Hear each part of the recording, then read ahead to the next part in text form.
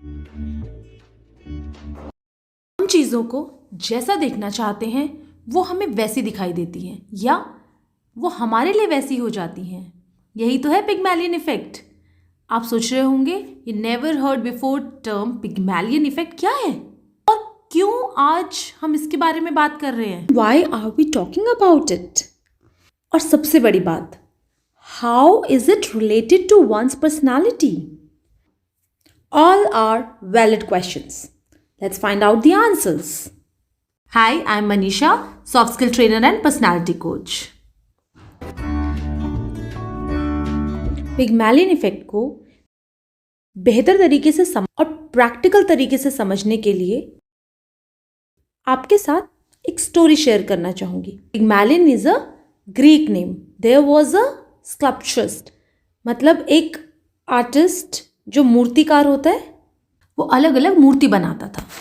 एक बार उसने ऐसी मूर्ति बनाई जो बहुत सुंदर थी, एक लेडी की। बहुत खूबसूरत स्कल्पचर रेडी किया।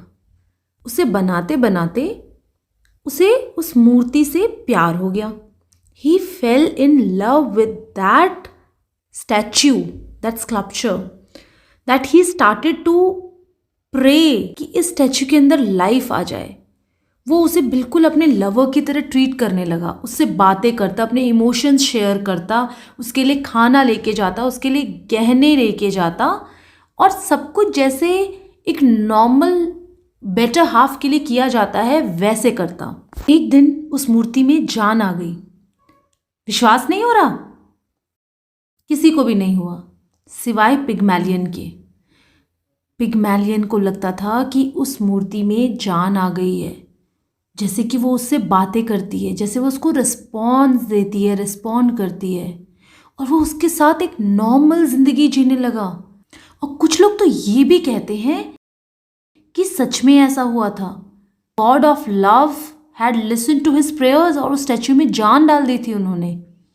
पता नहीं सच बात क्या है, लेकिन पिग्मैलियन के हिसाब से उसने जो स्टैच्यू बनाया, he was in love with that statue and that statue also reciprocated to his love.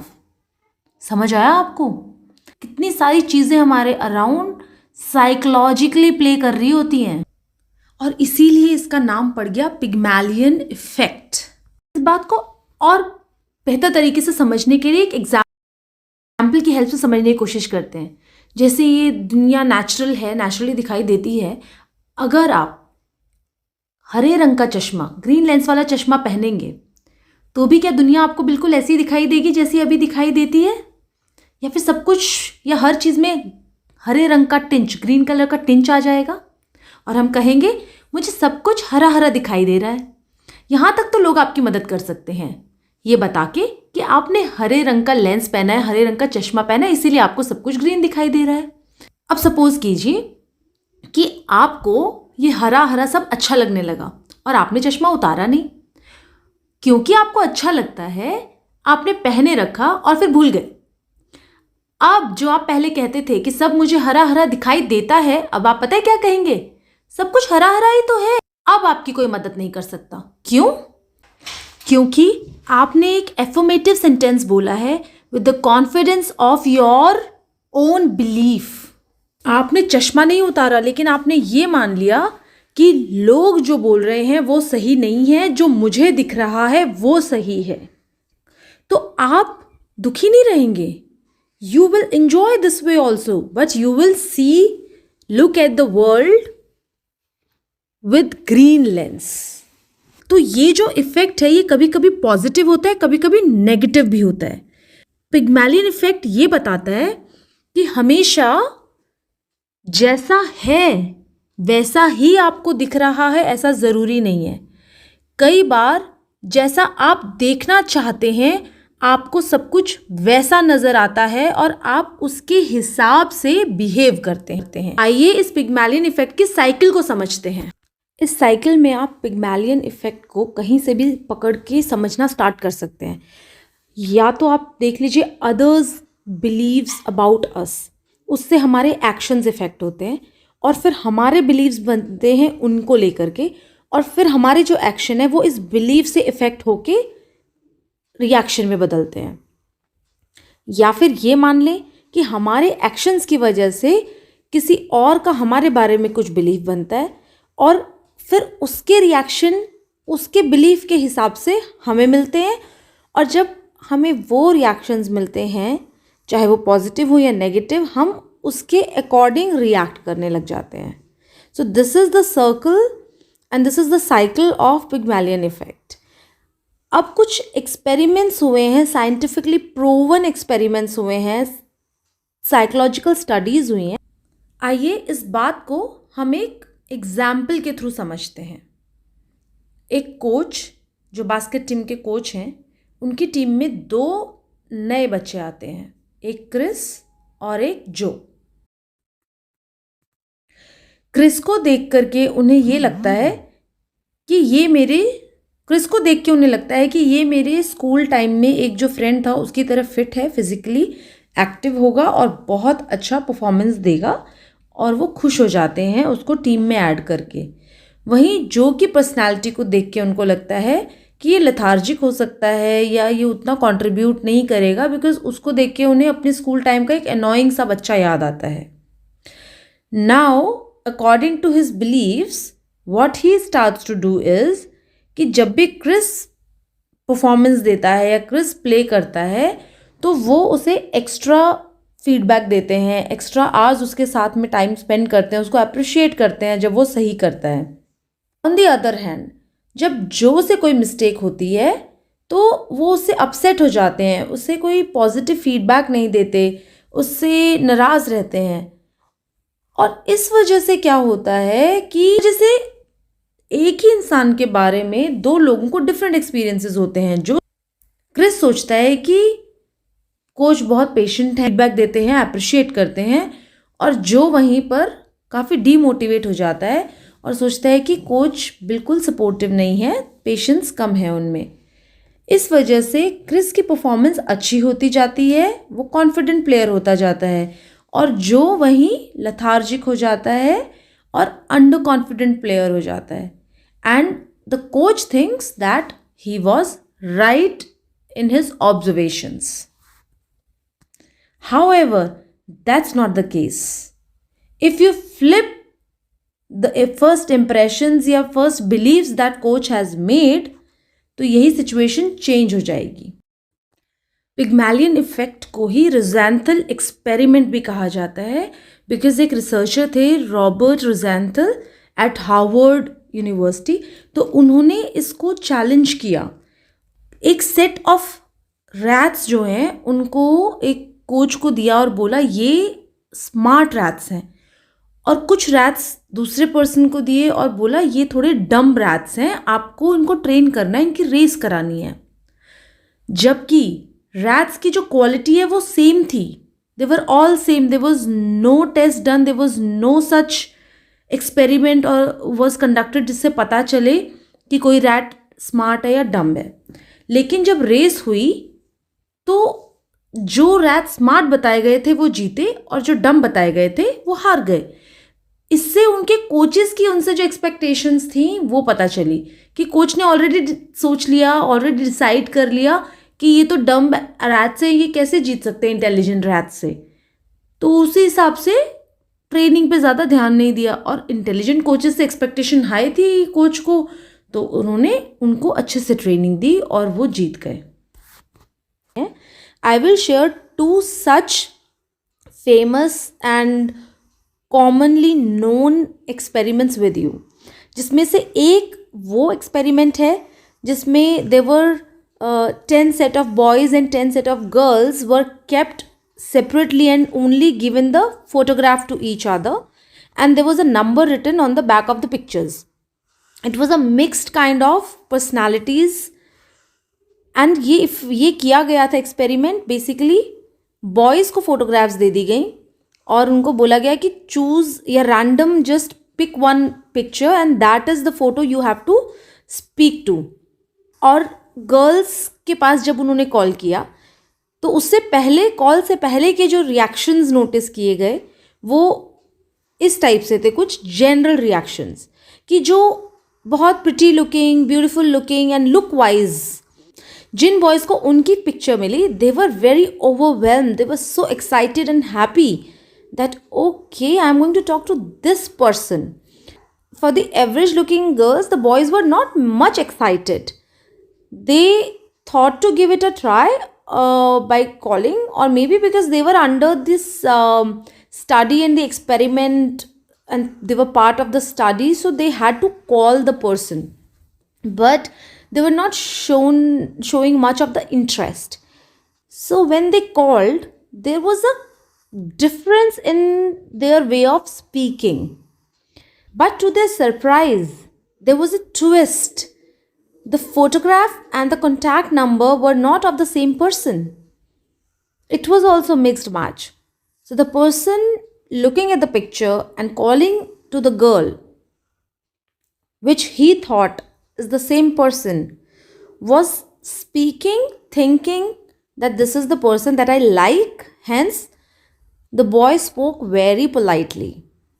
And on the other hand, where the boy didn't like the picture or didn't got attracted towards the picture that he got, when he spoke to the girl, there was very much formality kind of tone. And when it was checked with the girls, it was found that the most beautiful looking and the prettiest girl in the room was very underconfident, because she mentioned that she was not treated well over the call. She didn't get the response that she expected, and hence there was no chemistry that happened. There was no friendship that began. And the girl that was average looking was the most happiest at that time. She felt so confident. She got many compliments for her voice and everything, that she became one of the most attractive person to speak to. And the boy wanted to continue this friendship and wanted to take this relationship further. In spite of later knowing that during the experiment there was intentionally wrong number placed, the boy said, I loved speaking to this person and I liked her. तो इस theory के हिसाब से हमें जो समझ आया वो ये कि सिंपली आप किसी के बारे में जो धारणा बना लेते हैं उसके हिसाब से आप एक्ट करते हैं, और आपके एक्शन का रिस्पॉन्स देते हुए सामने वाला पर्सन रिएक्ट करता है। फिर जैसा वो रिएक्ट करता है आपकी धारणा उतनी ही मजबूत होती जाती है और आपका बिलीफ जीत जाता है। सिमिलरली आपके एक्शंस की वजह से जो आपके बारे में बिलीफ या धारणा सामने वाले पर्सन ने बनाई है उसका बिलीफ सिस्टम भी स्ट्रांग होता जाता है, और ये बहुत स्ट्रांगली आप मान लेते हैं कि वो पर्सन ऐसा ही है जैसा वो आपके साथ बिहेव कर रहा है।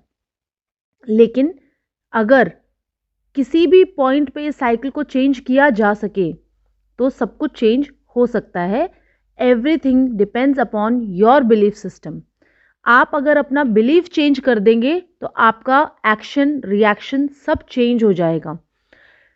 इस एक्सपेरिमेंट में जो कपल एक दूसरे को रिस्पेक्ट देते हैं, एक दूसरे को अच्छा समझते हैं, वो दिखने में कैसे हैं उससे कोई फ़र्क नहीं पड़ता और एक अच्छी मैरिड लाइफ जीते हैं। और जो चाहे दिखने में बहुत हैंडसम बॉय हो, ब्यूटीफुल गर्ल हो, इंटेलिजेंट बॉय, इंटेलिजेंट गर्ल हो, बट अगर उन्होंने पहले अपने बिलीफ कुछ रॉन्ग बना लिए हैं किसी भी ग्राउंड्स पे बेस करके, तो उनकी जो लाइफ है वो उतनी स्मूथ नहीं होगी। वहाँ पर कॉन्फ्लिक्ट होंगे, वहाँ पर एक्शंस एंड रिएक्शंस बहुत ही एक्सट्रीम वर्स्ट होंगे। इनसे जो हमें समझ में आया उसको हम कंक्लूड करेंगे बाद में। उससे पहले एक दूसरा एक्सपेरिमेंट मैं आपसे शेयर करना चाहती हूँ। और लंदन में एक स्कूल में इस एक्सपेरिमेंट को सिर्फ ट्राई करने के लिए एक नए टीचर को हायर किया गया, and she was not aware that she is under experiment. उस क्लास का प्री असेसमेंट लिया गया या आईक्यू टेस्ट लिया गया। उस आईक्यू टेस्ट में जो टॉप 10 बच्चे थे और जो एवरेज या बिलो एवरेज बच्चे थे उनका अलग अलग लिस्ट बनाया गया। जब वो टीचर फर्स्ट टाइम क्लास में जा रही थी तो बिलो एवरेज बच्चों का लिस्ट के ऊपर लिख दिया गया extra ordinary and best IQ students. Now जब टीचर से इंट्रोडक्शन हुआ और वो 5-6 बच्चे जो बिलो एवरेज थे उन्होंने अपना इंट्रोडक्शन दिया तो टीचर के दिमाग में आ गया ये वो बच्चे who are best in the class. और टीचर का जो उन बच्चों के प्रति एटीट्यूड था, बिहेवियर था, वो ऐसा था कि इन बच्चों को लगने लगा कि हम में जरूर कोई बात होगी तभी तो टीचर हमसे इतना स्पेशल ट्रीट कर रही है, हमें इतना स्पेशल अटेंशन दे रही है। और जो बच्चे एक्चुअल में जिनका IQ लेवल बहुत हाई था, जो क्लास में बहुत एक्टिव थे, उन बच्चों को टीचर थोड़ा कम अटेंशन दी। It was suddenly not treated as they were before. And जब असेसमेंट हुआ final, can you believe it's true? जो बिलो एवरेज बच्चे थे they were among the toppers. And जो टॉपर्स थे उनका परफॉर्मेंस अनफॉर्चुनेटली गिर गया। इससे हम क्या समझे? कंक्लूजन लास्ट में निकालेंगे। एक और स्टोरी। आप सोचेंगे कि इतनी स्टोरीज क्यों बता रही हैं आज? वो इसलिए क्योंकि पिग्मैलियन इफेक्ट को समझने के लिए स्टोरीज आर द बेस्ट वे।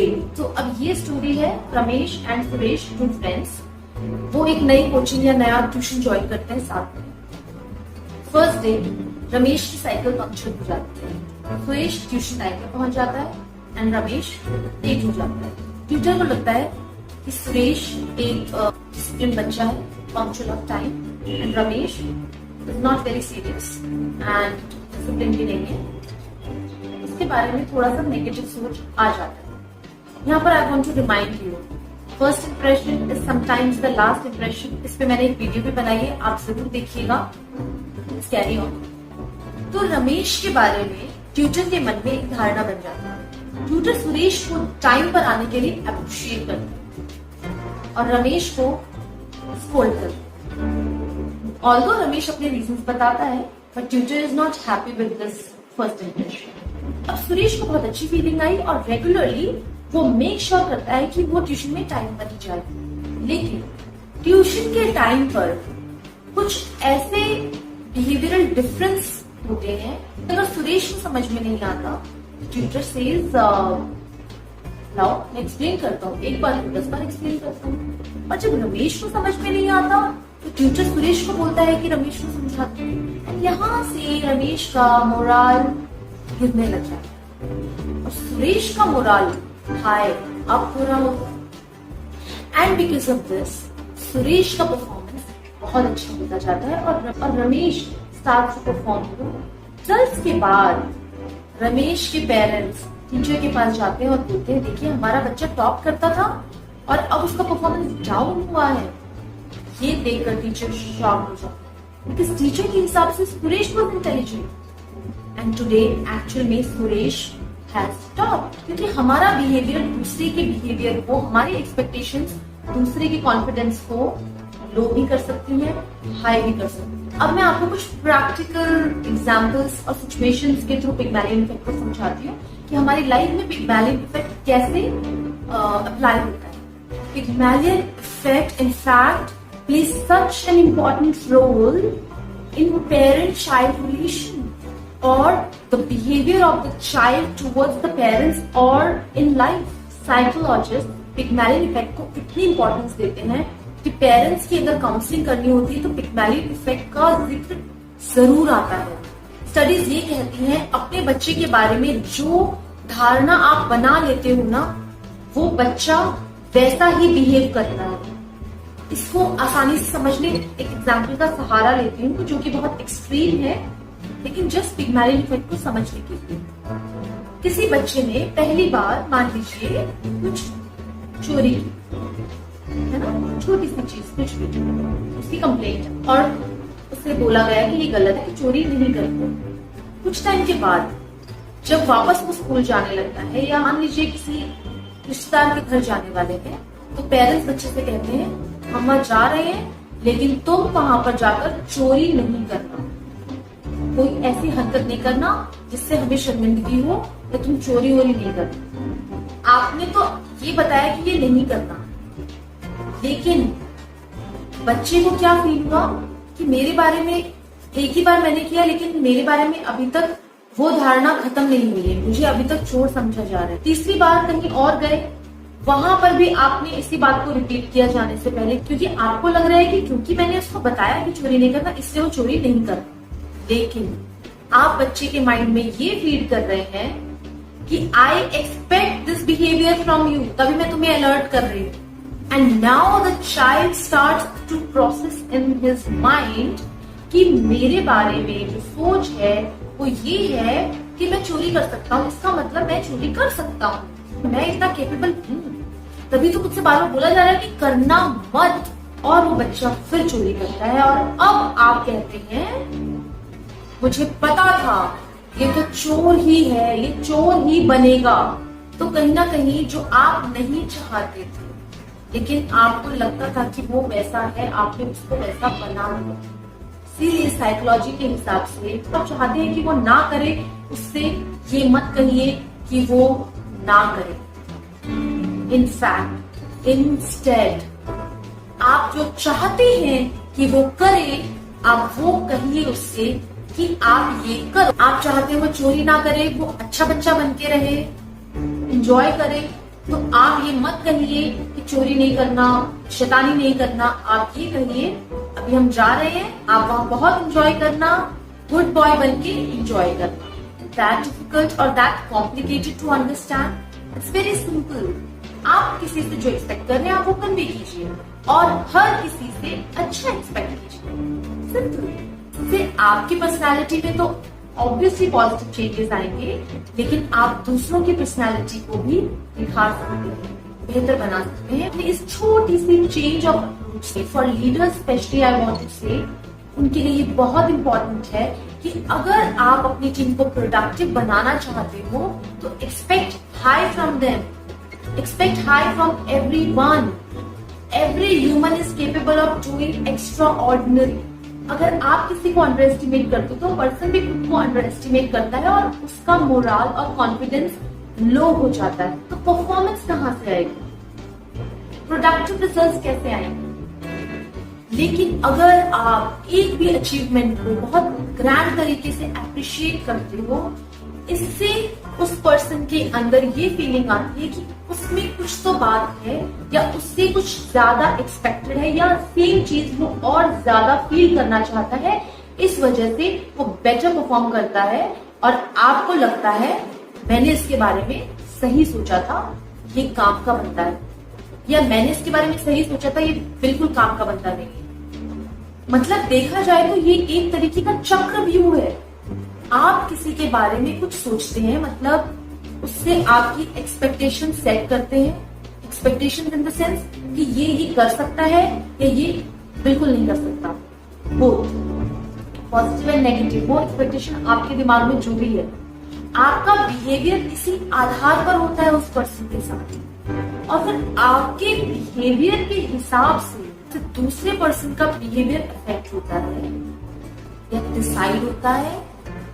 और उसके बाद जो आपने एक्सपेक्ट किया था वही एक्सपेक्टेशन एज अ रिजल्ट वो आपको देता है, और आप सोचते हो मैंने बिल्कुल सही सोचा था, और फिर वो भी सोचता है आपने बिल्कुल सही सोचा था। कई बार हमने सुना है लोग कहते हैं कि ये काबिलियत मेरे अंदर है, मुझे नहीं पता था, मेरे उस फैकल्टी या उस टीचर या उस भैया या उस दीदी या उस पर्सन ने मुझ में ये देखा। जब आप किसी को ये बोलते हो कि मुझे तुम्हें ये दिखता है, तो वो पर्सन अपने अंदर उसको लाने की कोशिश करता है और वो उसमें आ जाता है। और कई बार हमने ये भी सुना है कि मैं तो अपने आप को बहुत कॉन्फिडेंट समझती थी या समझता था, लेकिन उस इंसिडेंट के बाद मेरा कॉन्फिडेंस लूज हो गया। We are human beings, we are social animals. हमें बहुत फर्क पड़ता है कि दुनिया हमारे बारे में क्या सोचती है, या हमारे एक्शन से दुनिया का क्या रिएक्शन आता है, हमें बहुत मैटर करता है। और यही सारा खेल है, इसी से हमारी पर्सनालिटी पर इम्पैक्ट पड़ता है। तो इस चक्रव्यूह से बाहर कैसे आए? बहुत सिंपल है। अगर हम पिग्मलियन इफेक्ट को समझ गए हैं तो ये हमारा फर्स्ट स्टेप है। सेकंड स्टेप है कि अब हम आज के सेशन से जो लेसन हमें मिले हैं उनको समझेंगे। उनको समझते समझते हम इसके सोल्यूशन तक पहुंचेंगे कि इस लूप से बाहर कैसे आया जाए या पिग्मैलियन इफेक्ट को अपनी लाइफ में किस तरीके से अप्लाई किया जाए कि वो हमें पॉजिटिव रिजल्ट्स मिले। पहली सीख तो हमें ये मिली है कि same shoes does not fit all size. इसका मतलब ये है कि अगर आपके एक्सपीरियंस में कभी एक घटना घटित हो गई है या आपने एक माइंडसेट अपना बना लिया है तो वो सब पर अप्लाई नहीं होता है। सेकंड, अगर आप रमेश की जगह हैं तो आपको समझना होगा कि आपको उनको सही नहीं प्रूव करना है, बल्कि और ज्यादा मेहनत करनी है जो इमेज आपकी बन गई है उसको ब्रेक करने के लिए। मतलब हम जो सोच लेते हैं ना, हम उसी हिसाब से बिहेव भी करने लगते हैं और फिर चीजें उसी हिसाब से होने भी लगती हैं।